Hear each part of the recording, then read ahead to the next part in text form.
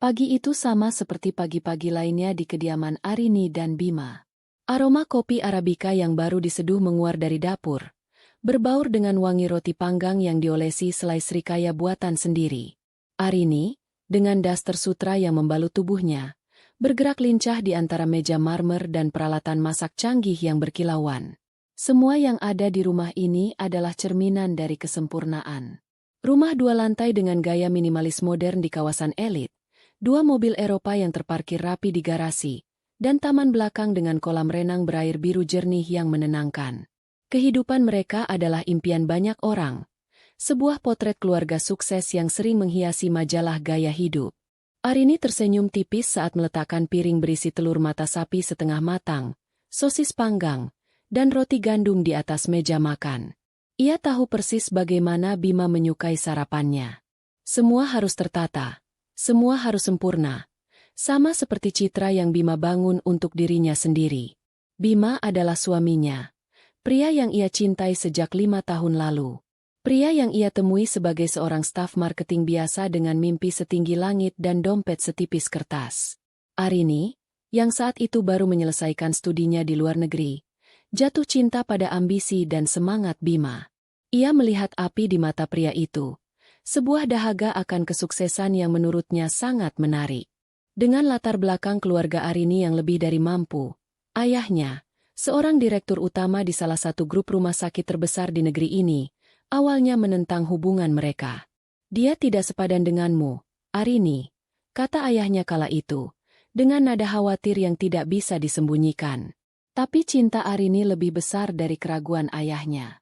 Ia meyakinkan keluarganya bahwa Bima adalah pria yang tepat. Ia percaya pada potensi Bima.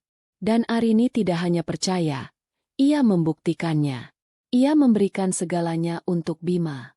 Modal usaha tanpa batas ia kucurkan dari dana warisan ibunya. Jaringan bisnis ayahnya ia manfaatkan untuk membuka pintu-pintu yang tadinya tertutup rapat bagi Bima. Dalam waktu singkat, Bima melesat. Dari seorang staf biasa, ia kini menjadi seorang direktur utama di perusahaannya sendiri, sebuah perusahaan konsultan bisnis yang kliennya adalah nama-nama besar. Bima berubah. Ia menjadi lebih rapi, lebih percaya diri, dan tentu saja, jauh lebih kaya. Tapi semua kekayaan itu, pada dasarnya, adalah milik Arini. Rumah yang mereka tinggali, mobil yang Bima kendarai, bahkan setelan mahal yang melekat di badannya, semuanya dibeli dengan uang Arini. Arini tidak pernah mempermasalahkannya. Baginya, kebahagiaan Bima adalah kebahagiaannya. Kesuksesan Bima adalah buah dari cinta dan dukungan mereka berdua. Setidaknya, itulah yang selalu ia katakan pada dirinya sendiri. Pagi, sayang, sapa Bima, menuruni tangga dengan langkah tegap. Ia sudah rapi dengan kemeja biru langit dan celana bahan berwarna gelap. Rambutnya ditata klimis, dan aroma parfum mahal menguar dari tubuhnya. Ia mengecup kening Arini sekilas. Sebuah ritual pagi yang terasa semakin mekanis dari hari ke hari. Pagi, ayo sarapan, nanti keburu dingin. Jawab Arini sambil menuangkan kopi ke dalam cangkir porselen favorit Bima. Bima duduk dan langsung menyantap sarapannya dengan cepat. Matanya sibuk melirik layar ponsel yang ia letakkan di samping piringnya. Jarinya sesekali mengetik balasan cepat.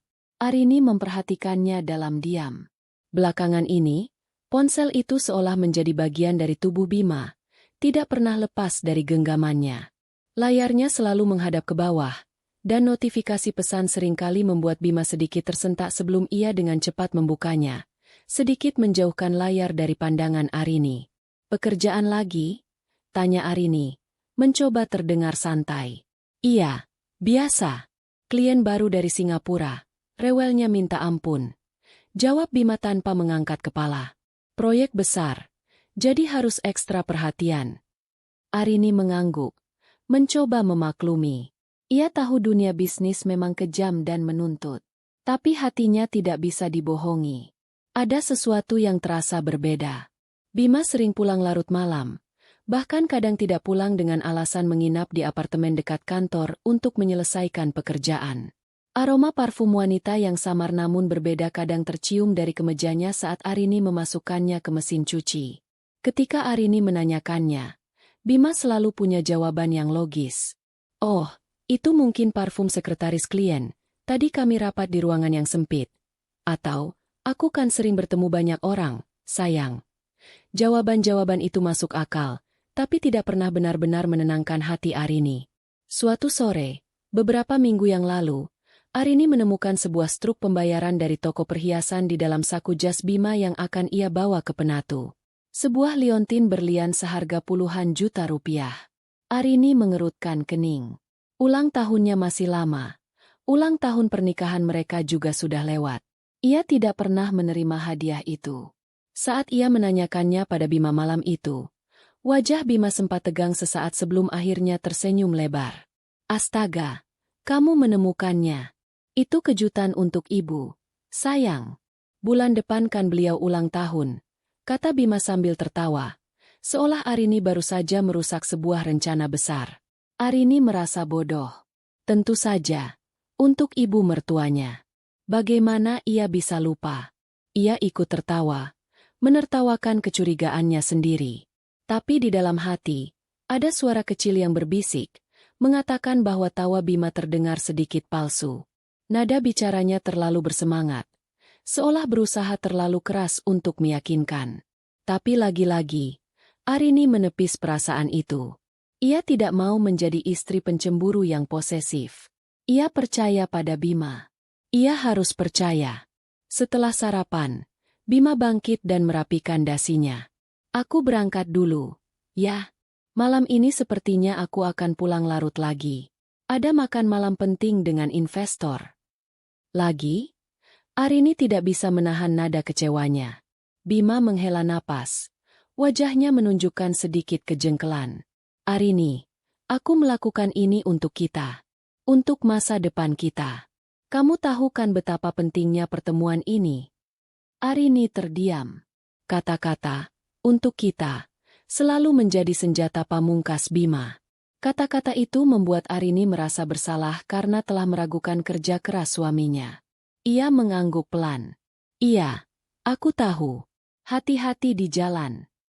Bima mengecup keningnya lagi, lebih cepat dari yang pertama, lalu bergegas pergi. Suara deru mesin mobil sportnya terdengar menjauh, meninggalkan Arini sendirian dalam keheningan rumah yang besar dan mewah itu. Arini menatap piring sarapan Bima yang sudah kosong. Ia merasa hampa. Kemewahan di sekelilingnya terasa dingin dan tidak berarti. Ia berjalan ke ruang keluarga, menatap foto pernikahan mereka yang terpajang besar di dinding. Di foto itu, mereka tertawa bahagia. Bima memeluknya erat. Matanya menatap Arini penuh puja. Arini merindukan tatapan itu. Tatapan yang kini terasa sudah lama hilang, digantikan oleh tatapan sibuk yang lebih sering tertuju pada layar ponsel daripada pada dirinya. Ia menyentuh kaca dingin figura itu, bertanya-tanya dalam hati, di mana letak kesalahannya? Mengapa kebahagiaan yang terlihat begitu sempurna dari luar, terasa begitu rapuh dari dalam? Topeng kehidupan mereka memang indah, berkilauan, tapi Arini mulai merasa lelah menopangnya. Ia takut jika topeng itu retak, ia tidak akan siap melihat wajah asli di baliknya. Malam merayap turun, membawa serta hawa dingin yang menembus kaca jendela raksasa di ruang keluarga. Di luar, hujan mulai turun, menciptakan irama monoton yang justru membuat suasana semakin sepi. Arini duduk di sofa empuk, memeluk bantal sambil menatap layar televisi yang menyala tanpa suara. Pikirannya tidak di sana. Pikirannya melayang pada suaminya. Jam di dinding sudah menunjukkan pukul 11 malam. Bima berjanji akan pulang larut. Tapi ini sudah lebih larut dari biasanya. Makan malam dengan investor seharusnya sudah selesai sejak beberapa jam yang lalu. Arini meraih ponselnya, membuka ruang obrolan dengan Bima. Pesan terakhir yang ia kirim 2 jam lalu, menanyakan apakah semuanya baik-baik saja, hanya centang 2 berwarna abu-abu. Belum dibaca. Ia mencoba menelepon. Panggilan pertama, kedua, ketiga, semuanya dialihkan ke kotak suara. Rasa cemas mulai menjalari hatinya. Ini tidak seperti biasanya. Sesibuk apapun Bima, ia tidak pernah mengabaikan panggilan Arini sampai selama ini. Berbagai skenario buruk mulai berkelebat di benaknya. Kecelakaan? Perampokan? Ia mondar-mandir di ruang keluarga. Setiap bunyi dari luar rumah membuatnya tersentak berharap itu adalah suara mobil Bima. Tapi yang terdengar hanya deru angin dan gemericik hujan. Rasa cemasnya kini berubah menjadi ketakutan. Ia mencoba meyakinkan diri bahwa mungkin ponsel Bima kehabisan baterai, atau ia sedang berada di tempat yang tidak ada sinyal. Tapi di tengah kota metropolitan seperti ini, alasan itu terasa sangat lemah. Ia bahkan sempat berpikir untuk menelepon beberapa rekan bisnis Bima, tapi ia mengurungkan niatnya. Ia tidak mau terlihat seperti istri yang panik dan tidak percaya pada suaminya. Tepat saat jam berdentang 12 kali, menandakan pergantian hari, ponsel Arini berdering.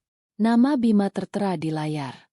Arini segera mengangkatnya dengan napas lega yang tertahan. "Bima, kamu di mana? Aku khawatir sekali," serunya. Tapi suara di seberang sana bukanlah suara Bima yang tenang dan berwibawa seperti biasanya. Suara itu terdengar panik, terputus-putus, dan ada nada ketakutan yang kental. "Arini sayang, dengarkan aku." "Ada apa? Bima? Kamu baik-baik saja?" desak Arini. Jantungnya berdebar kencang. Aku baik-baik saja. Tapi, ada sedikit masalah. Aku sekarang ada di rumah sakit," kata Bima. Jantung Arini seolah berhenti berdetak. "Rumah sakit? Kamu kecelakaan? Rumah sakit mana?" tanyanya beruntun. Tangannya sudah gemetar. Bukan aku. Rekan kerjaku. Dia pingsan tadi. Jadi aku langsung membawanya ke UGD. Aku di rumah sakit Medika Utama sekarang," jelas Bima dengan cepat. Rumah sakit Medika Utama. Rumah sakit milik ayahnya. Setidaknya itu sedikit melegakan. Arini bisa langsung ke sana dan meminta bantuan ayahnya jika diperlukan. "Ya Tuhan, aku ke sana sekarang," kata Arini sambil meraih kunci mobil di atas meja. "Jangan." Suara Bima terdengar lebih keras dari yang seharusnya. "Jangan ke sini, Arini. Aku mohon. Tidak ada yang perlu dikhawatirkan. Ini hanya kelelahan biasa. Dokternya sudah menanganinya. Aku bisa urus ini sendiri." Permintaan Bima terasa sangat aneh. Mengapa ia melarang Arini datang? Jika rekannya sakit, bukankah wajar jika Arini datang untuk memberikan dukungan? Apalagi ini di rumah sakit keluarganya sendiri. Insting Arini menjerit, mengatakan ada sesuatu yang sangat tidak beres. Kepanikan dalam suara Bima bukan hanya karena khawatir pada rekannya. Ada sesuatu yang lain, sesuatu yang coba ia sembunyikan. "Kenapa aku tidak boleh ke sana, Bima? Aku hanya ingin memastikan semuanya baik-baik saja." Arini mencoba menjaga suaranya tetap tenang, meskipun hatinya sudah dipenuhi sejuta tanya. "Tidak perlu, sayang.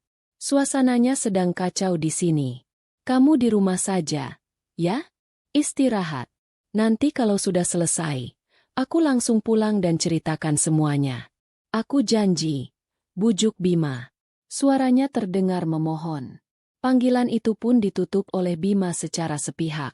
Arini berdiri termangu di tengah ruangan. Ponsel masih tergenggam erat di tangannya.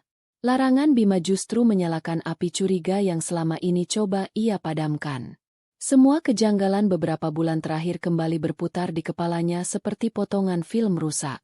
Ponsel yang selalu disembunyikan, pulang larut malam, aroma parfum asing, struk perhiasan. Semuanya tiba-tiba terasa saling terhubung, membentuk sebuah pola mengerikan yang tidak berani ia bayangkan. Ia tidak bisa hanya duduk diam di rumah. Ia harus tahu apa yang sebenarnya terjadi. Ia tidak peduli dengan larangan Bima. Dengan tangan yang masih sedikit gemetar, ia menyambar kardigan yang tersampir di kursi dan kunci mobilnya. Ia tidak memikirkan penampilannya yang hanya berbalut piyama dan kardigan seadanya. Yang ada di otaknya hanyalah ia harus sampai di rumah sakit Medika Utama secepat mungkin. Perjalanan menuju rumah sakit terasa seperti selamanya. Hujan deras membuat jarak pandang terbatas, dan jalanan licin. Tapi Arini memacu mobilnya, melanggar batas kecepatan. Pikirannya berkecamuk. Ia mencoba menyusun kemungkinan-kemungkinan. Mungkinkah rekan kerja yang dimaksud Bima adalah seorang wanita? Mungkinkah wanita itu lebih dari sekadar rekan kerja? Arini menggelengkan kepalanya kuat-kuat, mencoba mengusir pikiran buruk itu. Tidak, Bima tidak mungkin mengkhianatinya. Tidak setelah semua yang telah mereka lalui bersama. Tidak setelah semua yang telah ia berikan. Sesampainya di lobi rumah sakit yang lengang, Arini langsung menuju unit gawat darurat. Suasana di sana kontras dengan lobi yang sepi. Beberapa perawat dan dokter tampak sibuk. Suara erangan pasien dan bunyi alat medis saling bersahutan. Arini mengedarkan pandangannya, mencari sosok suaminya di tengah keramaian itu. Jantungnya berdetak begitu kencang hingga terasa sakit. Dan kemudian, ia melihatnya. Di sudut ruangan, dekat salah satu tirai pemisah, ia melihat punggung Bima yang sangat ia kenal. Bima tidak sedang berdiri sendirian. Ia sedang membungkuk, memeluk seseorang yang terbaring di brankar. Dari celah tirai yang sedikit terbuka, Arini bisa melihat sosok itu. Seorang wanita muda, dengan perut yang membuncit besar. Wanita itu sedang hamil tua, dan ia sedang menangis di pelukan Bima. Bima mengelus punggung wanita itu dengan lembut, membisikkan kata-kata penenang yang tidak bisa Arini dengar. Namun gerak tubuhnya menunjukkan kelembutan dan kekhawatiran yang luar biasa. Sebuah kelembutan yang sudah lama tidak Arini dapatkan. Dunia Arini seakan runtuh saat itu juga. Kakinya terasa lemas. Napasnya tercekat di tenggorokan. Jadi inilah rekan kerja, itu. Inilah alasan kepanikan Bima. Inilah alasan mengapa Bima melarangnya datang. Semua kepingan puzzle itu kini menyatu, membentuk sebuah gambar pengkhianatan yang begitu menyakitkan. Udara di sekitarnya terasa menipis. Ia ingin berteriak, berlari, dan menghajar mereka berdua. Tapi tubuhnya seolah membeku, terpaku di tempatnya berdiri, menjadi saksi bisu dari drama paling menyakitkan dalam hidupnya. Topeng itu akhirnya pecah berkeping-keping, dan wajah asli di baliknya jauh lebih buruk dari yang pernah ia bayangkan. Waktu seolah berhenti berputar. Suara-suara di sekeliling Arini, erangan pasien, derap langkah perawat, pengumuman dari pengeras suara, semuanya meredam menjadi dengungan tumpul di telinganya. Yang ada hanyalah pemandangan di depannya. Sebuah diorama hidup yang memuakan. Punggung suaminya, Bima, yang begitu ia kenal lekuknya, sedang membungkuk melindungi seorang wanita lain. Seorang wanita hamil. Tangan Bima yang biasa menggenggam tangannya kini sedang mengelus punggung wanita itu dengan gerakan menenangkan yang terasa seperti sayatan pisau di hati Arini. Dingin. Rasa dingin yang menusuk mulai menjalar dari telapak kakinya, naik perlahan ke seluruh tubuhnya, hingga hatinya terasa membeku. Ia tidak bisa bergerak. Kakinya seolah dipaku ke lantai linoleum rumah sakit yang dingin. Napasnya tertahan. Paru-parunya menolak untuk bekerja sama. Ia hanya bisa menatap. Matanya terpaku pada pengkhianatan yang terpampang begitu nyata dan tanpa malu. Ini pasti mimpi buruk. Ia pasti akan terbangun sebentar lagi di ranjangnya yang nyaman. Dan Bima ada di sampingnya, tertidur pulas. Ia akan menertawakan betapa konyolnya mimpi ini. Tapi dinginnya AC rumah sakit yang menusuk kulitnya, bau disinfektan yang tajam, dan pemandangan di depannya terasa begitu nyata. Terlalu nyata. Sakitnya pun terasa nyata. Begitu tajam, begitu dalam, hingga ia bahkan tidak bisa menangis. Rasa sakit itu melumpuhkannya. Arini. Sebuah suara yang dalam dan berwibawa menyentakkan kesadarannya. Suara yang begitu ia kenal. Suara ayahnya. Arini menoleh dengan gerakan patah-patah. Di sana, berdiri ayahnya, Dokter Setiawan, dengan setelan jas kerjanya yang masih rapi meskipun hari sudah larut malam. Ayahnya tampak terkejut melihatnya di sana, pada jam segini, dengan penampilan yang kacau. Piyama sutra yang kusut, kardigan yang asal tersampir, dan rambut yang tidak tertata. "Sayang, kamu kenapa di sini?" tanya ayahnya lagi. Nada khawatirnya begitu jelas. Matanya menatap Arini dengan cemas, lalu menyapu penampilan putrinya dari atas ke bawah. "Ada apa? Kamu sakit?" Arini tidak bisa menjawab. Mulutnya terkunci. Ia hanya bisa menggelengkan kepala pelan. Matanya kembali tertuju pada pemandangan menyakitkan di sudut ruangan. Ayahnya, mengikuti arah pandang Arini, mengerutkan keningnya. Ia melihat sosok menantunya, Bima.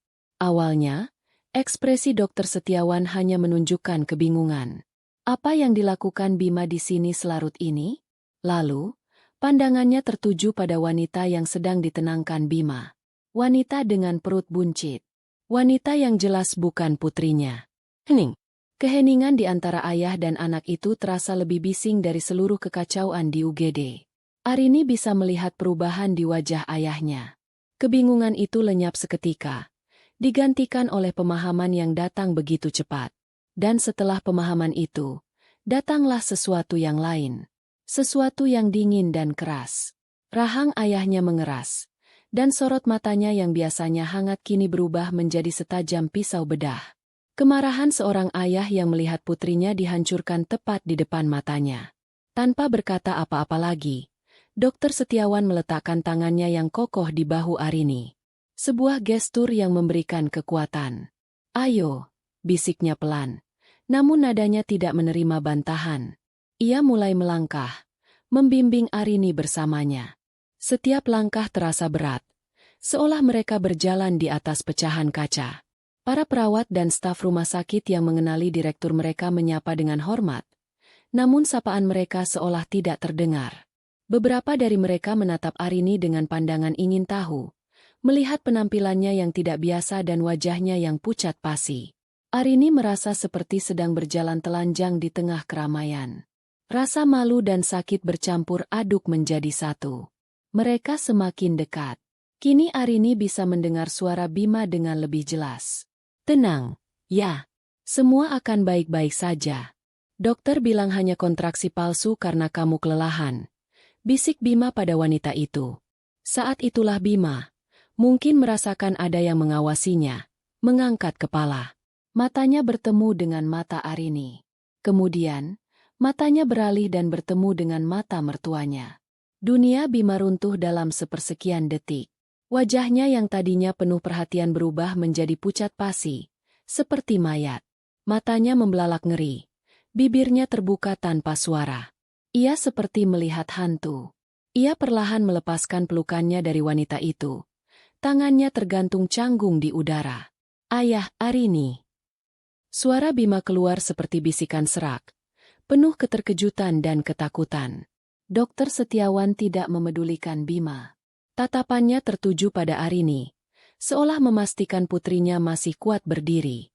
Lalu, dengan suara yang tenang namun mematikan, ia berbicara. "Bima, sepertinya malammu sibuk sekali." Bima tergagap. "Ayah, ini tidak seperti yang terlihat. Saya bisa jelaskan." Ia melirik panik ke arah Arini, lalu ke wanita di brankar yang kini menatap mereka dengan bingung dan takut. Arini akhirnya menemukan suaranya kembali. Suara itu keluar dengan serak, dingin, dan penuh racun. "Rekan kerja, Bima?" tanyanya, mengulangi kebohongan yang Bima katakan di telepon. Satu kalimat pendek itu terasa lebih menampar daripada ribuan makian. Wajah Bima semakin pucat. "Arini, sayang, dengarkan aku dulu." "Jangan panggil aku sayang," desis Arini. "Jangan pernah panggil aku dengan sebutan itu lagi." Wanita di brankar itu, yang bernama Rania, akhirnya mengerti apa yang sedang terjadi. Ia menatap Arini, lalu ke Bima. Wajahnya memancarkan ketakutan. "Mas Bima, mereka siapa?" tanyanya dengan suara bergetar. "Diam," bentak Bima pada Rania. Sebuah kepanikan yang membuatnya menjadi kejam. Kemudian ia kembali memohon pada Arini dan ayahnya. "Ini salah paham. Dia Rania, staf baru di kantor. Ibunya baru saja meninggal. Dia stres dan kelelahan. Makanya saya tolong." Kebohongan itu begitu konyol, begitu transparan, hingga Arini hampir tertawa. "Staf baru? Menolong? Dengan perut sebesar itu?" Dokter Setiawan melangkah maju, berdiri tepat di depan Bima. Posturnya yang tinggi dan berwibawa membuat Bima terlihat kecil dan menyedihkan. "Cukup, Bima," kata Dokter Setiawan. Suaranya rendah namun mengandung ancaman. "Jangan menghina kecerdasan kami dengan kebohonganmu yang menyedihkan itu." Ia kemudian menoleh ke kepala perawat yang sejak tadi memperhatikan drama itu dari kejauhan dengan cemas. Suster Diana, tolong pastikan pasien ini mendapatkan penanganan yang sesuai. Pindahkan ke ruang perawatan obstetri. Lakukan semua prosedur yang diperlukan. Baik, dokter. Jawab Suster Diana dengan sigap. Lalu, Dokter Setiawan kembali menatap Bima. Tatapannya begitu dingin hingga bisa membekukan api. Dan untuk Anda, katanya, menggunakan kata Anda yang formal dan berjarak. Setelah pasien ini dipindahkan, saya tidak mau melihat wajah Anda lagi di rumah sakit saya. Kapanpun. Apa Anda mengerti? Itu bukanlah sebuah pertanyaan. Itu adalah sebuah perintah. Sebuah pengusiran. Diucapkan oleh Direktur Utama Rumah Sakit, di tengah unit gawat darurat yang ramai. Beberapa pasang mata kini tertuju pada mereka. Bima dipermalukan di depan umum. Egonya yang setinggi langit diinjak-injak hingga hancur berkeping-keping. Ia hanya bisa menunduk, tidak berani menatap mertuanya, apalagi istrinya. Dokter Setiawan kembali merangkul bahu Arini. Ayo, kita pergi dari sini. Ia membimbing Arini menjauh dari pemandangan itu. Arini tidak menoleh ke belakang. Ia tidak mau melihat wajah Bima yang memelas atau wajah wanita itu yang ketakutan. Ia memfokuskan seluruh sisa kekuatannya untuk terus melangkah, meninggalkan puing-puing pernikahannya di lantai UGD yang dingin itu. Saat mereka berjalan menyusuri koridor yang sepi, Arini merasakan sesuatu yang aneh. Rasa sakit yang tadinya melumpuhkan kini mulai berubah bentuk. Ia tidak hancur. Ia tidak menangis. Di dalam hatinya yang beku, api kemarahan mulai menyala. Api itu membakar habis sisa-sisa cinta dan harapan, menyisakan tekad yang keras dan membara. Ini bukan akhir baginya. Ini adalah sebuah awal. Awal dari pembalasan. Ruang kerja Dokter Setiawan adalah benteng keheningan di tengah hiruk-pikuk rumah sakit. Dinding kayu gelap dipenuhi rak buku berisi literatur medis tebal, dan beberapa foto keluarga terpajang di sudut meja mahoni yang besar. Aroma kopi hitam dan antiseptik samar-samar tercium di udara. Disinilah Arini duduk sekarang, di sofa kulit yang empuk, dengan secangkir teh hangat yang diberikan ayahnya beberapa menit yang lalu. Cangkir itu belum tersentuh. Uapnya menari-nari di udara dingin ruangan. Arini hanya menatap kosong ke arah jendela besar yang menampilkan pemandangan kota yang berkelip di tengah malam. Ia tidak menangis. Matanya kering, tapi tatapannya kosong. Syok yang ia rasakan di UGD tadi telah mengkristal menjadi sesuatu yang lain. Sesuatu yang lebih keras dan lebih dingin. Kekecewaan. Ayahnya duduk di kursi kerjanya. Tidak berbicara, hanya mengamatinya. Dokter Setiawan tahu putrinya lebih baik dari siapapun. Arini bukan tipe wanita yang akan meraung-raung dan meratapi nasib. Luka yang ia rasakan terlalu dalam untuk diungkapkan dengan air mata. Luka seperti itu biasanya akan berubah menjadi kekuatan atau racun. Dan Dokter Setiawan berdoa semoga itu menjadi yang pertama. Setelah keheningan yang terasa panjang, Dokter Setiawan akhirnya angkat bicara. Suaranya lembut, kontras dengan kemarahannya di UGD tadi. Ayah minta maaf, kamu harus melihat semua itu. Nak. Arini menoleh. Matanya yang kosong kini mulai menunjukkan sedikit kehidupan. Sebuah kilatan amarah. Bukan salah ayah. Aku tidak pernah mempercayainya, lanjut Dokter Setiawan. Nadanya datar. Sejak awal aku melihatnya, aku tahu ambisinya lebih besar dari cintanya padamu. Tapi aku melihatmu begitu bahagia. Jadi aku mencoba untuk percaya padanya. Aku salah. Ia tidak mengatakan ini untuk menyalahkan Arini. Ia mengatakannya untuk memvalidasi perasaan Arini. Untuk memberitahu bahwa keraguan yang mungkin pernah Arini rasakan adalah benar. Arini menunduk, menatap cangkir teh di tangannya. Aku yang bodoh. Yah, aku dibutakan oleh cinta. Aku memberinya segalanya, dan dia membalasnya dengan ini. Suaranya bergetar untuk pertama kalinya, bukan karena sedih, tapi karena marah. Dia bahkan tidak punya malu membawa wanita itu ke sini. Ke rumah sakit ayah. Ke dunia kita. Itu adalah kesombongannya, kata Dokter Setiawan tajam. Dia merasa tak tersentuh karena dia memakai nama keluarga kita. Dia lupa bahwa semua yang dimilikinya, perusahaan, rumah, kemewahan, semuanya berasal darimu. Dari kita. Kata-kata ayahnya seperti menyalakan sekring di dalam kepala Arini. Benar. Semua itu miliknya. Bima tidak punya apa-apa. Dia datang tanpa membawa apapun. Dan dia akan pergi tanpa membawa apapun. Keputusan itu terbentuk di benaknya dengan begitu cepat dan jelas. Seolah tidak ada pilihan lain yang pernah ada. Tidak ada keraguan. Tidak ada pertimbangan kedua. Pernikahannya sudah mati. Terkubur di lantai UGD tadi. Sekarang saatnya untuk membersihkan bangkainya. Arini mengangkat kepalanya. Tatapan kosongnya telah lenyap. Digantikan oleh sorot mata yang tajam dan penuh perhitungan. Ia menatap lurus ke mata ayahnya. Aku mau cerai. Dokter Setiawan mengangguk pelan. Ayah tahu. Ayah sudah menduganya. Tapi bukan sekadar cerai. Yah, lanjut Arini. Suaranya kini terdengar mantap dan dingin. Aku mau dia kehilangan segalanya. Aku mau dia kembali menjadi seperti saat aku pertama kali bertemu dengannya. Seorang pria tanpa nama, tanpa uang, tanpa apapun. Aku mau mengambil kembali semua yang telah kuberikan padanya. Dokter Setiawan melihat kilat baja di mata putrinya. Ini adalah Arini yang ia kenal. Putrinya yang cerdas, kuat, dan tidak akan membiarkan siapapun menginjak-injak harga dirinya. Ia merasa bangga sekaligus sedih. Bangga karena putrinya tidak hancur. Sedih karena putrinya harus melalui semua ini untuk menunjukkan kekuatannya. Apapun yang kamu butuhkan, katakan saja.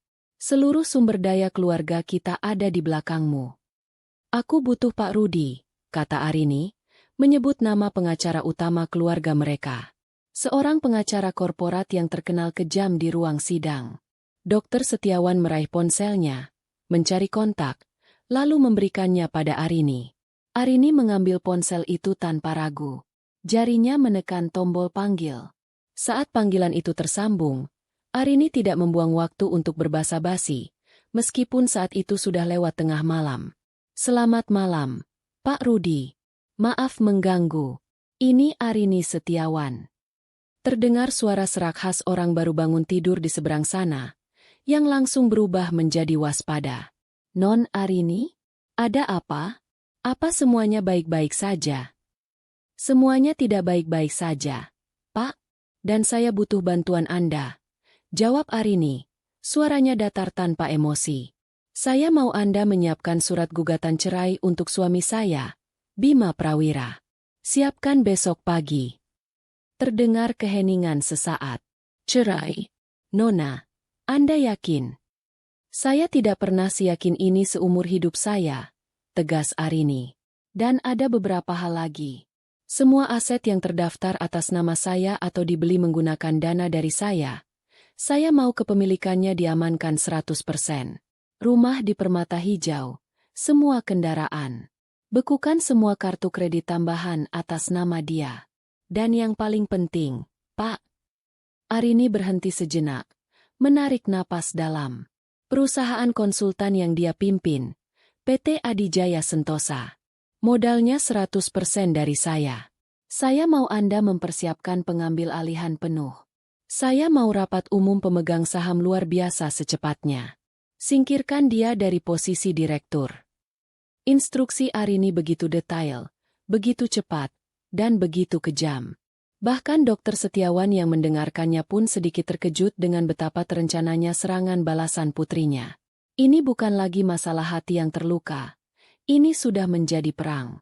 Pengacara di seberang telepon, setelah pulih dari keterkejutannya, langsung beralih ke mode profesional. Baik, Non Arini, saya mengerti. Saya akan siapkan semuanya. Besok pagi tim saya akan mulai bekerja. Terima kasih, Pak, kata Arini, lalu menutup telepon. Ia mengembalikan ponsel itu pada ayahnya. Tubuhnya terasa lelah, bukan karena mengantuk, tapi karena adrenalin dari kemarahannya mulai surut, menyisakan kekosongan yang dingin. Ia telah menekan tombolnya. Ia telah meluncurkan misil pertamanya. Tidak ada jalan untuk kembali. Ayahnya bangkit dari kursinya, berjalan menghampiri dan duduk di sampingnya. Ia merangkul Arini dengan erat. Kamu melakukan hal yang benar. Dalam pelukan ayahnya yang hangat dan aman, pertahanan diri Arini akhirnya sedikit retak. Tubuhnya mulai bergetar hebat, menahan gejolak emosi yang coba ia tekan sekuat tenaga. Tapi tetap saja, tidak ada air mata yang jatuh. Seolah-olah sumber air matanya telah kering kerontang, terbakar habis oleh api pengkhianatan. Rasa sakitnya terlalu besar untuk sebuah tangisan. Yang ada hanyalah getaran tubuh yang menahan amarah, kekecewaan, dan rasa jijik pada pria yang pernah ia puja. Sekarang kita pulang, bisik ayahnya. Kita hadapi semuanya besok. Malam ini, kamu istirahat. Arini mengangguk dalam pelukan ayahnya. Ia tahu, tidur tidak akan datang dengan mudah. Tapi setidaknya, ia tidak sendirian. Dan ia tahu persis apa yang harus ia lakukan selanjutnya. Pertempuran baru saja dimulai, dan ia tidak akan berhenti sampai ia memenangkannya. Bima telah membangun istananya di atas kebohongan menggunakan hartanya. Sekarang, Arini sendiri yang akan meruntuhkan istana itu hingga ke fondasinya, dan mengubur Bima hidup-hidup di bawah reruntuhannya. Bima tidak tidur semalaman. Setelah diusir dari rumah sakit, ia menghabiskan sisa malamnya di sebuah hotel melati yang pengap di pinggiran kota. Satu-satunya tempat yang bisa ia tuju. Ia tidak mungkin menemui Rania dalam kondisi panik seperti ini. Ia harus berpikir. Otaknya bekerja keras, mencoba mencari jalan keluar dari bencana yang ia ciptakan sendiri. Ia terus meyakinkan dirinya bahwa ini hanyalah kemarahan sesaat. Arini mencintainya. Ya, Arini pasti masih mencintainya. Besok pagi, setelah amarah Arini dan mertuanya mereda, ia akan datang ke rumah, memohon ampun, bersujud jika perlu. Ia akan berjanji untuk meninggalkan Rania dan memperbaiki segalanya. Ia yakin Arini akan luluh. Arini selalu memaafkannya. Pagi harinya, setelah membersihkan diri seadanya, ia mencoba menelepon Arini. Panggilannya langsung ditolak. Ia mencoba lagi. Ditolak lagi. Setelah percobaan kelima, panggilannya tidak lagi tersambung. Diblokir. Rasa dingin mulai merayapi punggungnya. Ia beralih menelepon telepon rumah. Tidak ada yang mengangkat. Rasa paniknya mulai memuncak. Ia harus segera ke rumah. Ia harus bicara dengan Arini sebelum semuanya terlambat. Dengan sisa kepercayaan dirinya, ia menyetop taksi dan menuju ke kompleks perumahan mewah mereka. Namun, saat taksi berhenti di depan gerbang rumahnya yang megah, pemandangan yang ia lihat membuatnya tertegun. Gerbang itu tertutup rapat, dan dua orang satpam berwajah keras yang tidak ia kenali berdiri di depannya. Ia mencoba membuka gerbang kecil di sampingnya dengan kartu aksesnya. Tapi mesin itu berbunyi penolakan. Tidak valid. Maaf, Pak. Bapak cari siapa? Tanya salah satu satpam itu dengan nada formal. Cari siapa? Ini rumah saya. Saya mau masuk. Jawab Bima dengan nada tinggi. Emosinya mulai tersulut. Mohon maaf, Pak. Kami mendapat instruksi dari pemilik rumah, Ibu Arini, bahwa Bapak Bima Prawira tidak lagi diizinkan masuk ke properti ini. Kata satpam kedua dengan tenang namun tegas. Rahang Bima mengeras. Apa-apaan ini? Saya ini suaminya. Saya berhak masuk. Ia mencoba menerobos. Tapi dua satpam itu dengan sigap menghalangi jalannya. Dari celah gerbang, Bima bisa melihat pemandangan yang lebih mengerikan. Beberapa orang dari perusahaan jasa pindahan sedang mengangkut barang-barang keluar dari rumahnya. Bukan perabotan. Mereka mengangkut kotak-kotak berisi pakaiannya, koleksi jam tangannya, sepatu-sepatunya, semua barang pribadinya. Mereka menumpuknya dengan rapi di dekat garasi, seolah itu adalah tumpukan sampah yang siap dibuang. Arini, keluar. Kita perlu bicara. Teriak Bima sekuat tenaga, mengabaikan tatapan aneh dari beberapa tetangga yang kebetulan lewat. Tapi yang keluar bukanlah Arini. Yang keluar adalah seorang pria berpenampilan necis yang ia kenal sebagai salah satu asisten Pak Rudi, pengacara keluarga Setiawan. Pria itu membawa sebuah map coklat tebal. Selamat pagi, Pak Bima. Sapanya dengan nada dingin. Saya di sini untuk menyerahkan ini. Ia menyodorkan map itu pada Bima. Ini adalah surat gugatan cerai dari Ibu Arini, beserta surat perintah pengosongan aset pribadi. Semua barang Anda sudah kami siapkan. Silahkan Anda bawa. Bima menatap map itu dengan nanar. Tangannya gemetar. Cerai. Kata itu menghantamnya seperti palu godam. Jadi ini bukan hanya kemarahan sesaat. Ini adalah akhir. Semua terjadi begitu cepat, begitu terorganisir, begitu kejam. Ia merasa seperti sedang menghadapi sebuah mesin penghancur yang tidak bisa dihentikan. Merasa putus asa dan dipermalukan, Bima meninggalkan rumah itu. Ia harus ke kantor.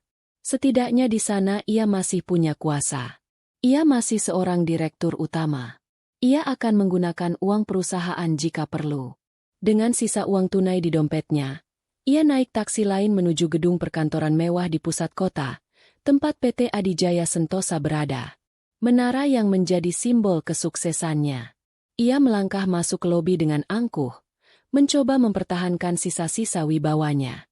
Namun, saat ia menempelkan kartu aksesnya di pintu elektronik menuju lift eksekutif, lampu merah menyala disertai bunyi penolakan. Akses ditolak. Ia mencobanya lagi. Hasilnya sama. Beberapa karyawan yang berlalu lalang mulai memperhatikannya dan berbisik-bisik. Tiba-tiba, pintu di sampingnya terbuka. Pak Rudi, pengacara Arini, keluar bersama dua anggota Dewan Komisaris yang selama ini selalu menjilatnya. Wajah mereka kini tampak dingin dan asing. Bima, sapa Pak Rudi tanpa basa-basi. Kami sudah menunggumu.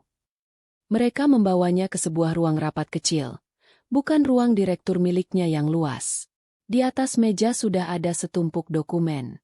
Atas nama pemegang saham mayoritas tunggal, Nyonya Arini Setiawan, mulai Pak Rudi dengan suara pengacara yang terlatih, telah diadakan rapat luar biasa pagi ini.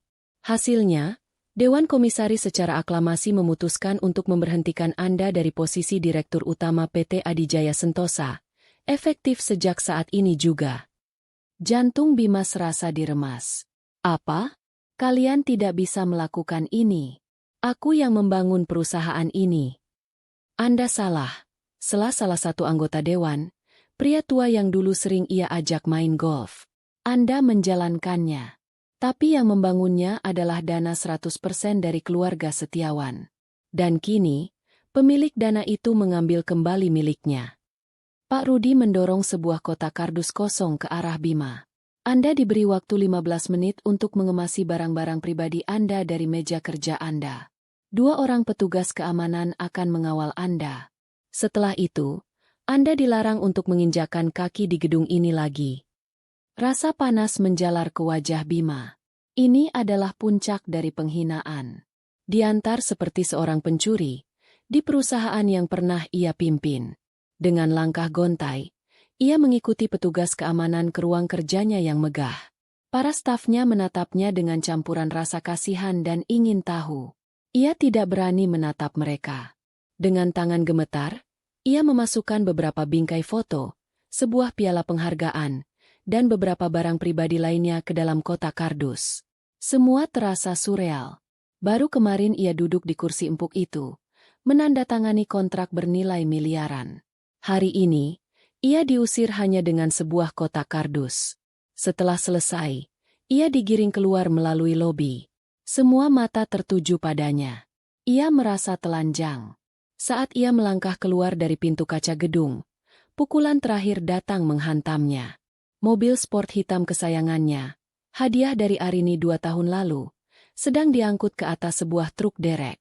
Seorang pria berjas menghampirinya dan menyerahkan selembar surat. Surat penarikan kendaraan atas nama pemilik sah, Arini Setiawan. Bima hanya bisa berdiri mematung di trotoar yang ramai. Di tangannya ada sebuah kotak kardus berisi sisa-sisa kehidupannya yang hancur. Ponselnya berdering. Nama Rania muncul di layar. Ia mengangkatnya dengan lemas. Mas, kamu di mana? Aku udah boleh pulang dari rumah sakit. Kamu nggak jemput aku? Terus ini biaya administrasinya gimana? Kartumu ditolak. Cerocos Rania dengan nada panik dan menuntut. Bima menatap gedung pencakar langit di depannya, lalu menatap kotak kardus di tangannya, dan akhirnya menatap truk derek yang membawa pergi mobilnya. Semuanya hilang.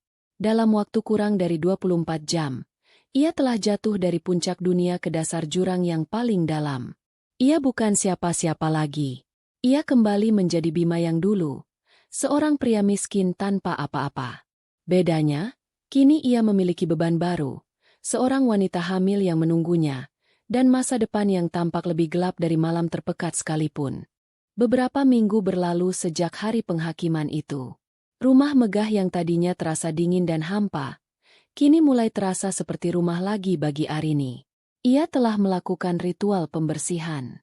Bukan hanya membersihkan barang-barang peninggalan Bima yang kini sudah diangkut entah kemana, tapi juga membersihkan energi dan kenangan buruk yang melekat di setiap sudut. Ia menyewa desainer interior untuk mengubah total tata letak ruang keluarga dan kamar tidur utama. Warna-warna cat diganti dari abu-abu maskulin menjadi krem dan putih yang lebih hangat. Sofa kulit yang berat digantikan dengan sofa kain yang nyaman.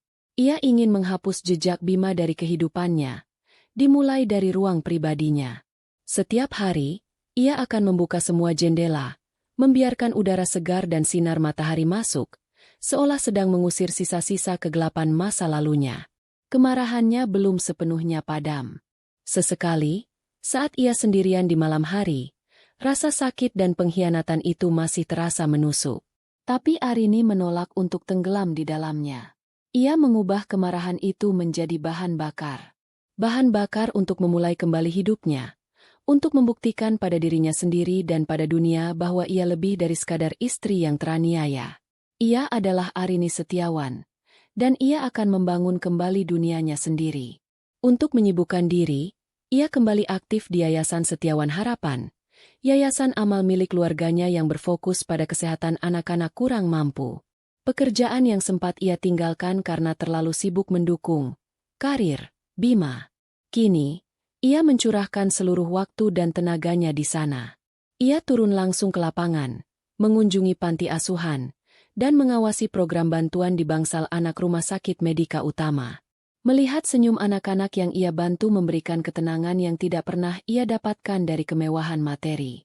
Ia menemukan kembali tujuan hidupnya, sesuatu yang murni miliknya, tidak tersentuh oleh kebohongan Bima.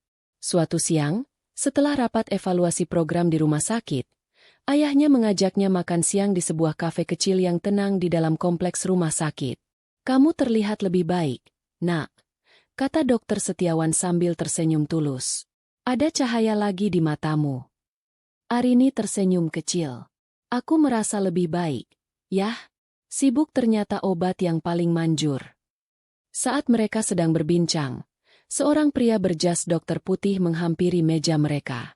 "Selamat siang, Dokter Setiawan." "Arini." Arini menoleh. Itu adalah Dokter Adrian, seorang dokter spesialis anak yang juga aktif sebagai konsultan di yayasan mereka. Arini sudah mengenalnya selama beberapa tahun sebagai kolega ayahnya, tapi mereka tidak pernah benar-benar akrab. Dokter Adrian adalah pria yang tenang, dengan senyum ramah dan sorot mata yang teduh. Ia adalah kebalikan dari Bima yang selalu berapi-api dan penuh pesona palsu. "Adrian, kebetulan sekali. Ayo, bergabung dengan kami," ajak ayahnya. Dokter Adrian pun duduk bersama mereka. Berbeda dengan pria lain yang mungkin akan canggung atau mencoba menghiburnya dengan kata-kata klise, Adrian bersikap sangat normal. Ia tidak menyinggung sama sekali tentang perceraian Arini. Sebaliknya, ia justru membahas pekerjaannya dengan penuh semangat. "Arini, saya baru baca proposalmu tentang program dukungan psikologis untuk orang tua dari anak-anak penderita kanker. Itu ide yang brilian," katanya dengan tulus. "Selama ini kita terlalu fokus pada pengobatan fisik, tapi lupa bahwa mental orang tua juga sangat berpengaruh pada proses penyembuhan anak." Arini merasa terkejut sekaligus senang. Seseorang benar-benar membaca proposalnya dengan detail dan mengapresiasinya. "Terima kasih, dokter. Saya hanya merasa itu adalah bagian yang hilang dari program kita." Perbincangan mereka mengalir dengan lancar. Adrian berbicara tentang beberapa pasien kecilnya dengan penuh kasih sayang, menceritakan kisah-kisah lucu dan mengharukan dari bangsal anak. Ia mendengarkan dengan penuh perhatian saat Arini menjelaskan ide-idenya untuk yayasan. Untuk pertama kalinya setelah sekian lama, Arini merasa terlibat dalam sebuah percakapan yang setara, di mana opininya dihargai. Ayahnya lebih banyak diam, hanya tersenyum melihat interaksi mereka. Sejak makan siang itu, interaksi Arini dan Adrian menjadi lebih sering. Terkadang mereka tidak sengaja bertemu di koridor rumah sakit dan berakhir dengan minum kopi sambil bertukar pikiran tentang pekerjaan. Adrian sering mengiriminya tautan jurnal medis atau artikel tentang filantropi yang relevan dengan pekerjaan Arini. Semua dilakukannya dengan cara yang santai dan profesional, tanpa ada kesan menggoda atau mengambil kesempatan. Suatu sore, Arini sedang mengunjungi salah satu panti asuhan binaan yayasan. Suasana hatinya sedang sedikit murung. Ia baru saja mendapat kabar dari pengacaranya bahwa proses perceraiannya hampir final, dan Bima, melalui pengacaranya yang murah, mencoba untuk menuntut harta gonogini, sebuah upaya sia-sia yang hanya menambah luka. Saat ia sedang termenung di taman panti, Adrian tiba-tiba muncul. Ternyata ia baru saja selesai melakukan pemeriksaan kesehatan rutin untuk anak-anak di sana. "Taman ini tempat favorit saya," sapa Adrian lembut, seolah tahu Arini sedang butuh teman bicara. Mereka duduk di bangku di bawah pohon rindang. "Hari yang berat?" tanya Adrian pelan. Arini menghela napas. Entah kenapa, di depan Adrian, ia merasa tidak perlu memasang benteng pertahanan. "Sedikit. Tidak apa-apa untuk merasa lelah," kata Adrian. "Bahkan mesin yang paling kuat pun butuh waktu untuk istirahat dan perbaikan setelah mengalami kerusakan."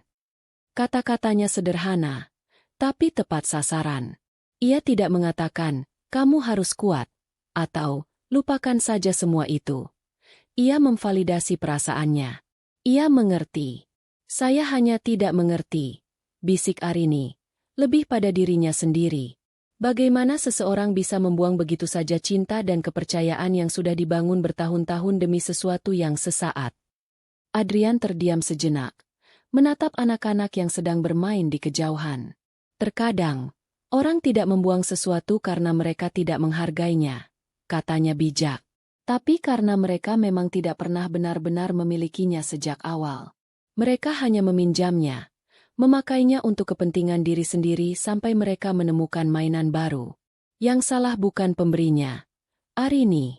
Yang salah adalah peminjamnya." Kata-kata itu menohok Arini. Selama ini ia selalu menyalahkan dirinya sendiri, mencari-cari di mana letak kekurangannya. Tapi Adrian membuatnya melihat dari sudut pandang yang berbeda. Yang salah bukanlah dirinya. Mereka duduk dalam keheningan yang nyaman setelah itu, hanya mendengarkan tawa anak-anak. Untuk pertama kalinya, Arini merasa beban di pundaknya sedikit terangkat. Ia merasa dilihat, didengar, dan dimengerti. Bukan sebagai korban, tapi sebagai seorang manusia. Malam itu, setelah pulang ke rumah, Arini berdiri di depan cermin besar di kamarnya. Ia menatap pantulan dirinya. Ia masih melihat jejak-jejak luka di matanya. Tapi ia juga melihat sesuatu yang baru. Sebuah secercah harapan. Ia tersenyum tipis pada bayangannya sendiri. Senyum yang tulus. Yang pertama setelah sekian lama. Ia tahu jalan di depannya masih panjang. Tapi ia tidak lagi merasa sendirian. Babak baru dalam hidupnya telah dimulai. Dan mungkin, sosok penyembuh itu telah datang tanpa ia sadari. Kehidupan baru Bima berbau apak dan putus asa. Setelah diusir dari surga dunianya, ia dan Rania terpaksa menyewa sebuah rumah kontrakan petak di sebuah gang sempit yang padat di pinggiran kota. Dunia yang begitu asing baginya. Dinding-dindingnya lembab dengan cat yang mengelupas. Lantainya plesteran kasar yang selalu terasa berdebu, dan atapnya seringkali bocor saat hujan turun, menciptakan melodi tetesan air yang menyedihkan di dalam ember-ember plastik.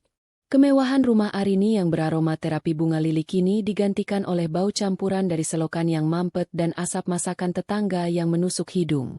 Suara yang ia dengar bukan lagi alunan musik klasik yang menenangkan, melainkan tangisan bayi, pertengkaran suami istri dari balik dinding triplek, dan deru motor yang knalpotnya dibobol. Ini adalah neraka barunya. Pesona hubungan terlarang mereka menguap lebih cepat daripada embun di pagi hari. "Rania, Wanita yang tadinya terlihat begitu manis dan memuja saat menjadi simpanannya, kini berubah menjadi sosok yang berbeda. Kehamilannya yang semakin membesar, ditambah dengan stres karena kejatuhan finansial mereka yang mendadak, membuatnya menjadi lebih pemarah dan banyak menuntut. Wanita yang dulu ia puji karena tidak materialistis, kini setiap hari mengeluhkan tentang uang. "Mas, uang belanja sudah habis," keluh Rania suatu pagi, sambil mengaduk nasi dan sebutir telur di wajan yang sudah menghitam. "Hanya itu yang bisa mereka makan." "Pakai dulu uang yang kemarin," jawab Bima ketus. Matanya terpaku pada koran bekas yang ia temukan di depan rumah, pura-pura mencari lowongan pekerjaan. "Uang kemarin sudah habis untuk bayar tukang urut." "Kamu tahu kan kakiku bengkak terus," sergah Rania. Suaranya meninggi. "Dulu waktu kamu masih sama istrimu, jangankan tukang urut, spa di hotel bintang 5 pun kamu bisa bayar. Sekarang untuk makan saja susah." Serangan itu selalu datang. Perbandingan antara kehidupannya yang dulu dan sekarang. Setiap keluhan Rania adalah sebuah pengingat akan semua yang telah ia hilangkan. Rasa bersalah dan jengkel bercampur menjadi satu di dalam diri Bima. "Bisa tidak kamu berhenti mengungkit-ungkit itu terus?" bentak Bima, melempar koran itu ke lantai. "Aku juga sedang pusing. Kamu kira aku menikmati hidup seperti ini? Ya, siapa suruh kamu sebodoh itu? Kenapa semua aset atas nama istrimu? Laki-laki macam apa kamu?" Balas Rania tak mau kalah. Pertengkaran seperti ini sudah menjadi menu harian mereka. Cinta dan gairah yang pernah membara di antara mereka kini padam, terkubur di bawah tumpukan tagihan, kekecewaan, dan saling menyalahkan. Bima melihat Rania bukan lagi sebagai bidadari penyelamat dari pernikahannya yang membosankan, melainkan sebagai beban. Beban yang terus mengingatkannya pada kebodohannya. Mencari pekerjaan adalah sebuah babak penghinaan yang lain. Namanya, Bima Prawira, yang dulu begitu disegani di dunia bisnis, kini seolah menjadi racun. Berita perceraiannya dengan Arini Setiawan, putri dari konglomerat Dokter Setiawan, menyebar dengan cepat dari mulut ke mulut di kalangan elit bisnis. Semua orang tahu bagaimana ia jatuh. Ia dipermalukan, diusir, dan hartanya dilucuti. Tidak ada satupun perusahaan besar yang mau mengambil risiko mempekerjakan pria dengan reputasi seperti itu. Koneksi-koneksi yang dulu memujanya kini bahkan tidak mau mengangkat teleponnya. Ia terpaksa menurunkan standarnya. Dari melamar posisi direktur, turun menjadi manajer, lalu turun lagi menjadi supervisor. Tapi bahkan untuk posisi itu pun ia ditolak. Riwayat pekerjaannya yang terlalu mentereng justru menjadi bumerang. "Dengan pengalaman Anda sebagai CEO, kami rasa posisi ini tidak cocok untuk Anda, Pak," kata seorang manajer SDM muda dengan sopan, yang artinya adalah, "Kami tidak mau mempekerjakan orang yang punya masalah dengan keluarga Setiawan." Ego dan harga dirinya terkikis setiap hari. Ia mulai melamar pekerjaan apa saja. Staf marketing, sales, bahkan admin. Tapi penolakan demi penolakan terus datang. Sisa uang pesangon yang berhasil ia dapatkan sebelum benar-benar ditendang dari perusahaannya semakin menipis. Dihabiskan untuk biaya sewa kontrakan dan kebutuhan Rania yang semakin membengkak menjelang persalinan. Ia bahkan terpaksa menjual satu-satunya barang berharga yang tersisa padanya, sebuah jam tangan mewah edisi terbatas, dengan harga yang sangat murah kepada seorang tengkulak di pasar loak.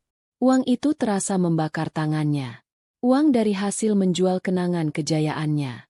Suatu sore, saat ia berjalan gontai di sebuah pusat perbelanjaan setelah wawancara kerja yang gagal, ia berpapasan dengan salah satu mantan anak buahnya di perusahaan. Pria itu, yang dulu selalu membungkuk hormat padanya, kini hanya menatapnya sekilas dengan pandangan campuran antara kaget dan kasihan, sebelum akhirnya pura-pura tidak melihat dan berjalan cepat melewatinya. Penghindaran itu terasa lebih menyakitkan daripada 1000 hinaan. Di mata dunia, ia bukan siapa-siapa lagi. Ia hanyalah cerita kegagalan. Ia pulang ke kontrakan dengan perasaan hancur. Di sana, Rania sedang menangis. "Aku habis dari puskesmas," isaknya. Kata bidan, "tekanan darahku tinggi. Aku harus banyak istirahat dan makan makanan bergizi." "Bergizi, Mas?" Bagaimana mau makan bergizi kalau setiap hari kita hanya makan telur dan mie instan? Bima hanya bisa diam, bersandar di dinding yang lembab. Ia menatap perut Rania yang besar. Di dalam sana ada seorang anak. Anaknya. Seorang anak yang akan lahir di tengah kemiskinan dan keputusasaan. Ia merasa terperangkap. Tidak ada jalan keluar. Glamour dan kesenangan dari perselingkuhannya kini menagih bayaran. Dan bayarannya ternyata adalah seluruh sisa hidupnya, yang harus ia jalani di gang sempit yang pahit ini. Kontraksi itu datang di tengah malam buta. Rania terbangun dengan jeritan tertahan. Wajahnya pucat dan basah oleh keringat dingin. "Mas, perutku sakit sekali. Sepertinya sudah mau lahiran," rintihnya sambil mencengkeram lengan Bima. Bima tersentak bangun, dilanda kepanikan. Ia tidak punya mobil. Tidak ada uang untuk memesan taksi dengan argo malam yang mahal. Dengan panik, ia berlari keluar, mengetuk pintu tetangga sebelahnya, seorang supir angkot yang sering mangkal di ujung gang. Setelah dibujuk dengan sisa uang terakhir di dompetnya, pria itu akhirnya setuju untuk mengantarkan mereka ke puskesmas terdekat, satu-satunya fasilitas kesehatan yang biayanya bisa mereka jangkau. Perjalanan di dalam angkot yang berguncang itu terasa seperti siksaan. Rania terus mengerang kesakitan, sementara Bima hanya bisa memegang tangannya dengan perasaan campur aduk antara cemas, takut, dan entah kenapa, sedikit kesal. Kelahiran ini terasa seperti puncak dari semua masalahnya, bukan sebuah momen yang membahagiakan. Puskesmas itu sangat berbeda dari rumah sakit Medika Utama yang megah tempat ia terakhir kali melihat Arini. Tidak ada lobi yang dingin dan wangi, yang ada hanyalah ruang tunggu yang sempit dan ramai, dengan beberapa kipas angin berkarat yang berputar lesu di langit-langit. Bau karbol dan obat-obatan generik begitu pekat. Proses persalinan Rania berlangsung lama dan sulit. Bima hanya bisa menunggu di luar, mendengarkan jeritan istrinya yang bersahutan dengan jeritan dari bilik-bilik persalinan lainnya. Ia merasa sendirian dan tidak berdaya. Tidak ada dokter setiawan yang bisa ia hubungi untuk meminta bantuan. Tidak ada fasilitas kelas 1 yang bisa ia andalkan. Yang ada hanyalah kenyataan pahit dari status sosialnya yang baru. Akhirnya, setelah penantian yang terasa seperti selamanya, seorang bidan keluar dengan wajah lelah. "Selamat, Pak. Anaknya laki-laki. Tapi lahirnya kecil. Beratnya hanya 2,2 kilogram. Harus sering disusui dan dijaga agar tidak kedinginan." Bima masuk ke dalam ruangan. Ia melihat Rania terbaring lemas. Dan di sampingnya ada sesosok bayi mungil yang terbungkus kain bedong. Kulitnya sedikit keriput dan kemerahan. Saat ia menatap wajah bayi itu, ia tidak merasakan gelombang kebahagiaan seperti yang sering ia lihat di film-film. Yang ia rasakan adalah beban yang semakin berat di pundaknya. Satu lagi mulut yang harus ia beri makan. Satu lagi nyawa yang bergantung padanya. Sementara ia sendiri hampir tenggelam. Membawa bayi itu pulang ke kontrakan mereka yang sempit adalah awal dari babak baru penderitaan mereka. Bayi itu, yang mereka beri nama Dani, sering menangis. Mungkin karena lapar. Mungkin karena tidak nyaman dengan udara yang panas dan pengap. Rania, yang stres dan kurang gizi, tidak menghasilkan cukup ASI. Mereka terpaksa membeli susu formula, tapi hanya mampu membeli yang paling murah di warung, yang lebih banyak gulanya daripada gizinya. Dinding kontrakan mereka yang tipis seolah tidak ada gunanya. Setiap suara dari dalam rumah mereka menjadi konsumsi publik bagi para tetangga. Tangisan Dani yang melengking di tengah malam, disusul oleh suara pertengkaran mereka berdua, menjadi hiburan gratis bagi penghuni gang. Berisik sekali si bayi itu. Dikasih susu makanya biar diam. Teriak seorang ibu dari rumah sebelah suatu malam. "Bagaimana mau beli susu? Bapaknya saja pengangguran," sahut suara lain, diikuti oleh tawa cekikikan. Cemoohan itu terdengar begitu jelas. Bima dan Rania hanya bisa diam, menelan hinaan itu dalam keheningan yang penuh amarah. Mereka menjadi bahan gosip utama di lingkungan itu. Pasangan, orang kaya jatuh miskin, yang tidak becus mengurus anak. Seiring berjalannya waktu, kondisi Dani semakin memprihatinkan. Tubuhnya tidak berkembang seperti bayi-bayi lain seusianya. Ia terlihat kurus, kulitnya pucat, dan tangisannya terdengar lemah. Ia sering sakit-sakitan, Demam dan batuk pilek seolah tidak pernah benar-benar sembuh. Setiap kali Bima menggendongnya, ia bisa merasakan tulang-tulang kecil di balik kulit tipis itu. Rasa bersalah mulai menggerogoti hatinya.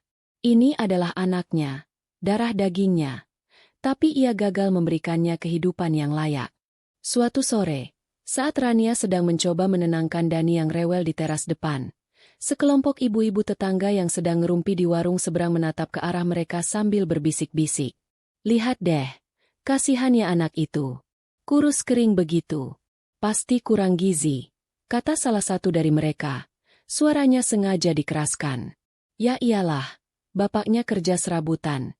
Ibunya juga kelihatan stres begitu. Mana keurus itu anak. Dulu katanya direktur. Loh, punya mobil sport. Sekarang lihat, buat beli susu anak saja sepertinya tidak sanggup." Setiap kata adalah belati yang menusuk telinga Rania.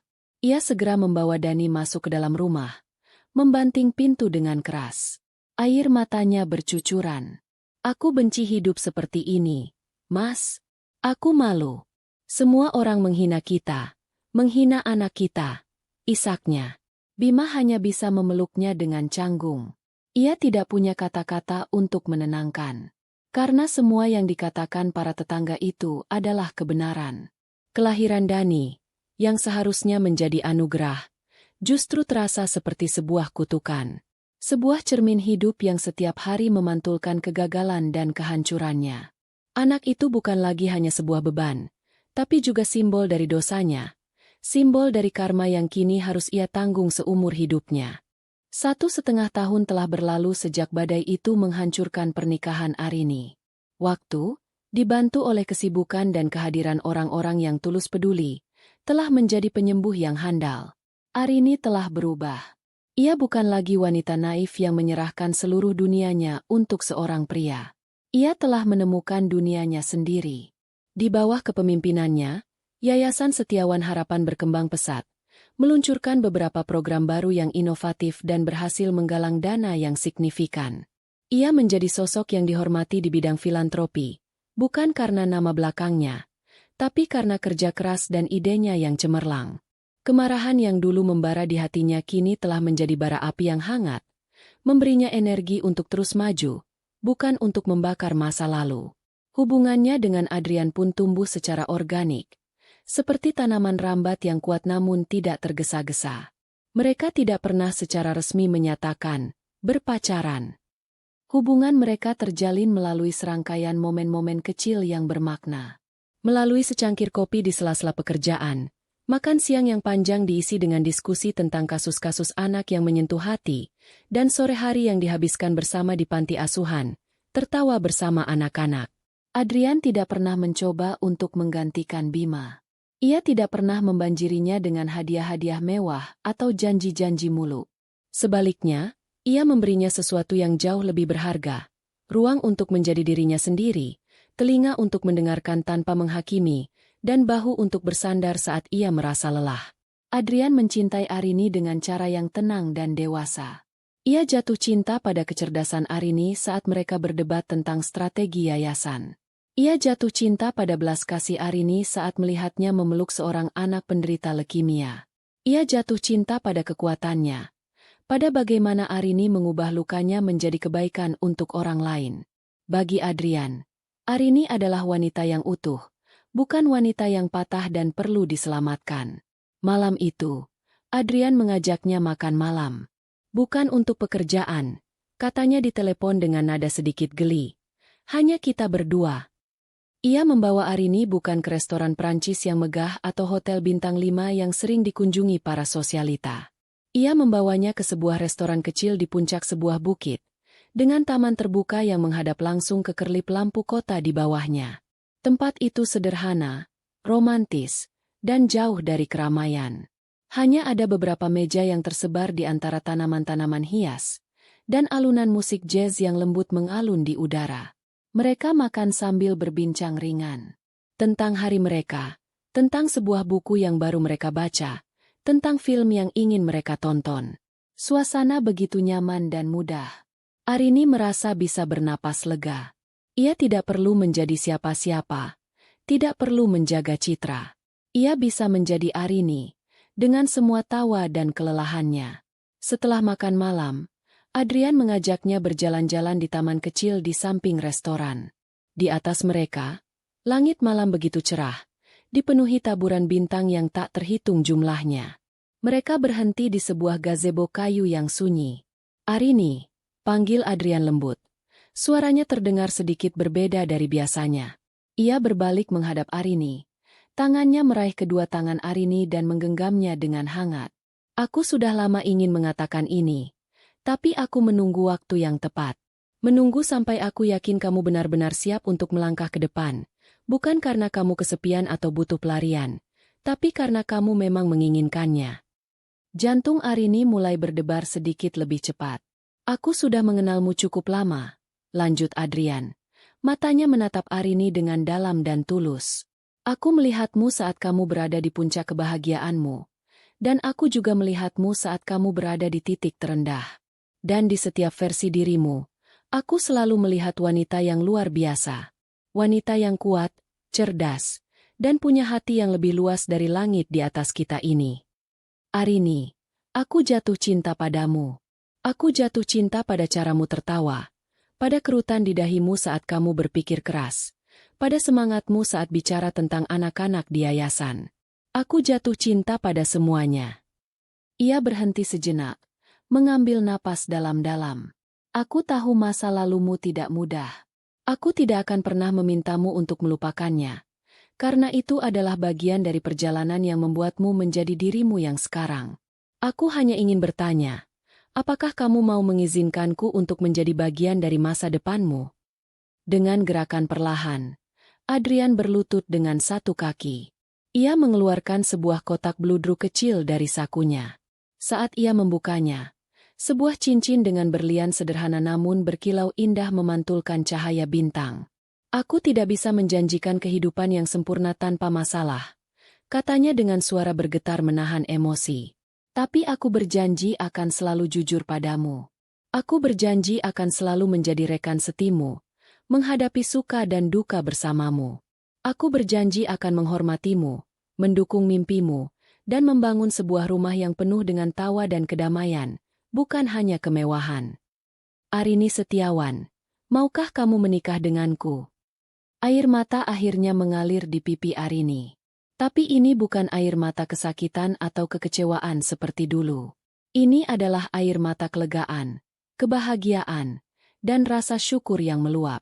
Di hadapannya, berlutut seorang pria yang menawarkan sebuah kemitraan, bukan kepemilikan.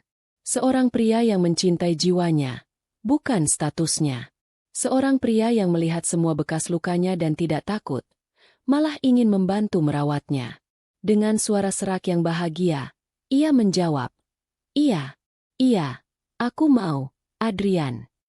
Adrian tersenyum lebar, senyum paling bahagia yang pernah Arini lihat. Ia menyematkan cincin itu di jari manis Arini. Cincin itu terasa pas, terasa benar. Saat ia bangkit, ia memeluk Arini dengan erat. Dalam pelukan itu, Arini merasa telah menemukan rumahnya. Sebuah tempat yang aman, hangat, dan nyata. Beberapa hari kemudian, mereka memberitahu kabar bahagia itu pada Dokter Setiawan. Pria paruhbaya itu menatap putrinya, lalu menatap Adrian, pria yang sangat ia hormati. Matanya berkaca-kaca karena haru. Ia bangkit dan memeluk Arini dengan erat, lalu menepuk bahu Adrian dengan mantap. "Jaga putriku baik-baik," katanya dengan suara berat. "Dia adalah harta paling berharga yang kumiliki." "Saya janji, Om," jawab Adrian dengan mantap. "Dengan seluruh hidup saya." Malam itu, Arini berdiri di balkon kamarnya, menatap cincin yang melingkar di jarinya. Ia akhirnya mengerti. Cinta sejati bukanlah tentang dongeng yang sempurna atau gairah yang membabi buta. Cinta sejati adalah tentang menemukan seseorang yang membuatmu merasa damai. Seseorang yang membantumu menyatukan kembali kepingan hatimu yang pecah, bukan untuk memilikinya, tapi untuk melihatmu utuh kembali. Dan ia telah menemukannya. Babak baru yang sesungguhnya akan segera dimulai. Pernikahan Arini dan Adrian adalah cerminan dari hubungan mereka. Elegan, hangat, dan penuh ketulusan. Mereka tidak mengadakan pesta megah yang menjadi sorotan media. Sebaliknya, mereka memilih sebuah upacara pernikahan yang intim di sebuah taman bunga yang asri, hanya dihadiri oleh keluarga dan sahabat terdekat. Arini, dalam balutan gaun pengantin berwarna putih gading yang sederhana namun anggun, tampak begitu bercahaya. Senyum tidak pernah lepas dari wajahnya, sebuah senyum tulus yang mencapai matanya. Di sampingnya, Adrian berdiri tegap, menatapnya dengan tatapan penuh cinta dan pemujaan yang tidak dibuat-buat. Saat mereka mengucapkan janji pernikahan yang mereka tulis sendiri, semua tamu bisa merasakan kesungguhan dalam setiap kata. Mereka tidak berjanji tentang kemewahan atau kehidupan tanpa celah. Mereka berjanji untuk saling mendukung, untuk saling jujur, dan untuk menjadi tim dalam segala situasi. Dokter Setiawan, yang berdiri di barisan depan, menyeka air mata harunya. Ia melihat putrinya telah benar-benar sembuh dan menemukan kebahagiaan yang sejati, sebuah kebahagiaan yang dibangun di atas pondasi rasa hormat dan kepercayaan, bukan kebohongan dan kepura-puraan. Pesta setelahnya diisi dengan tawa, musik lembut, dan perbincangan hangat. Semua terasa benar, semua terasa damai. Itu adalah awal dari kehidupan yang pantas didapatkan Arini. Di belahan lain kota itu, di waktu yang sama, sebuah takdir yang sangat berbeda sedang dijalani. Bima pulang ke kontrakannya yang pengap dengan langkah yang diseret. Tubuhnya pegal linu setelah seharian bekerja sebagai kuli angkut di sebuah gudang distributor minuman. Debu dan keringat menempel di kulitnya, menciptakan lapisan kotor yang lengket. Bau asam keringatnya bercampur dengan bau minyak angin yang ia oleskan di pinggangnya setiap malam. Inilah hidupnya sekarang. Kerja keras membanting tulang dari pagi hingga sore hanya untuk mendapatkan upah yang pas-pasan untuk makan dan membayar sewa. Saat ia membuka pintu, pemandangan yang menyambutnya seperti biasa, berantakan dan suram.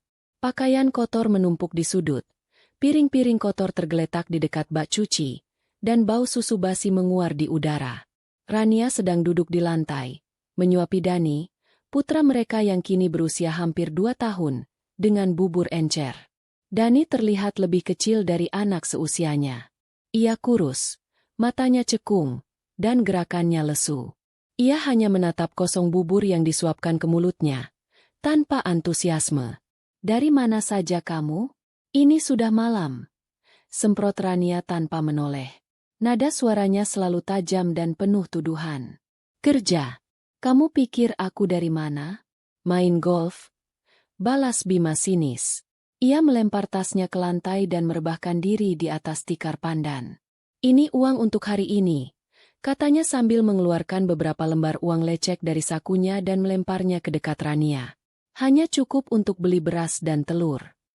Rania menatap uang itu dengan jijik. "Hanya ini? Dani butuh susu. Popoknya juga sudah mau habis.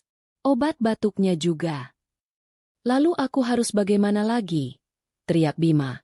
Emosinya yang sudah terkuras habis oleh pekerjaan kini tersulut. "Aku sudah bekerja seperti binatang.